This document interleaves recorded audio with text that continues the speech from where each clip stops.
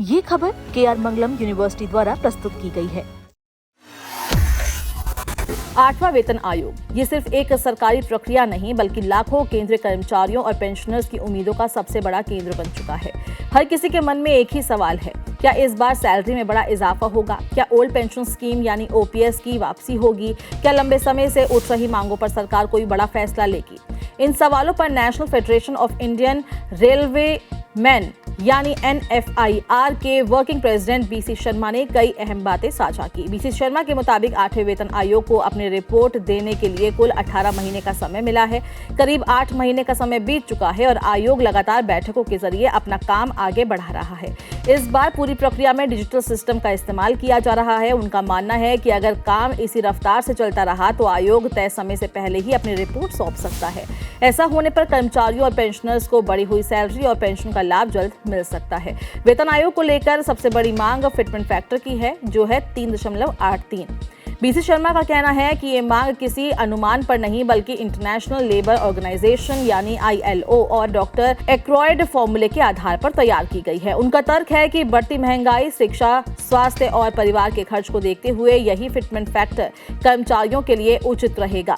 इसी प्रस्ताव के साथ न्यूनतम बेसिक सैलरी 69,000 रुपये करने, पूरा महंगाई भत्ता यानी DA बेसिक में जोड़ने, बेहतर HRA, 5 प्रमोशन और सालाना इंक्रीमेंट 3% से बढ़ाकर 6% करने की भी मांग रखी गई है। OPS को लेकर भी BC शर्मा ने बताया कि अगस्त 2024 में प्रधानमंत्री नरेंद्र मोदी ने उन्हें और अन्य कर्मचारी संगठनों के प्रतिनिधियों को बातचीत के लिए बुलाया था। बैठक का मुख्य विषय पेंशन से जुड़े मुद्दे थे। हालांकि उनके अनुसार उस बैठक में प्रधानमंत्री ने केवल इतना कहा कि उन्हें OPS को लेकर सरकार और कर्मचारियों के बीच बातचीत की जानकारी मिली और उन्हें उम्मीद है कि अच्छा समाधान निकलेगा। BC शर्मा का कहना है कि बैठक में ना तो OPS की बहाली पर विस्तार से चर्चा हुई और ना ही UPS या 8वें वेतन आयोग पर कोई फैसला हुआ, लेकिन उसी दिन शाम को UPS की घोषणा कर दी गई। उनका कहना है कि कर्मचारियों के बीच ये धारणा बनी कि कर्मचारी संगठनों की सहमति से UPS लागू किया गया, जबकि ऐसा नहीं था।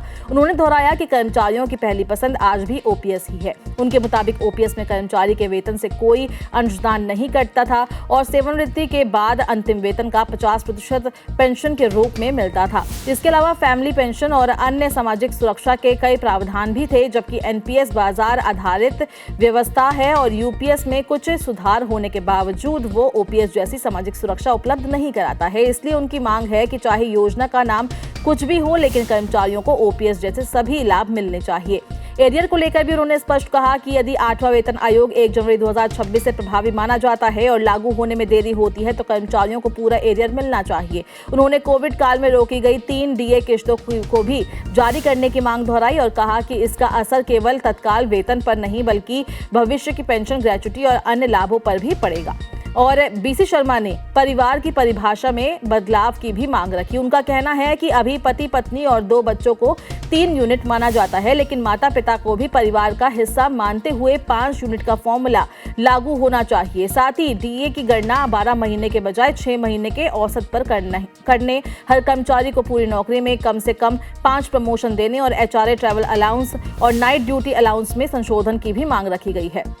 रेलवे कर्मचारियों की स्थिति पर बात करते हुए उन्होंने कहा कि रेलवे में बड़ी संख्या में पद खाली हैं, जबकि नई ट्रेनें लगातार शुरू हो रही है। ऐसे में कई कर्मचारियों को 12-12 घंटे तक काम करना पड़ रहा है। उनका मानना है कि नई भर्तियां तेज होनी चाहिए और जोखिम भत्तों में भी सुधार होना चाहिए। फिलहाल ये सभी मांगे कर्मचारी संगठनों के सुझाव हैं।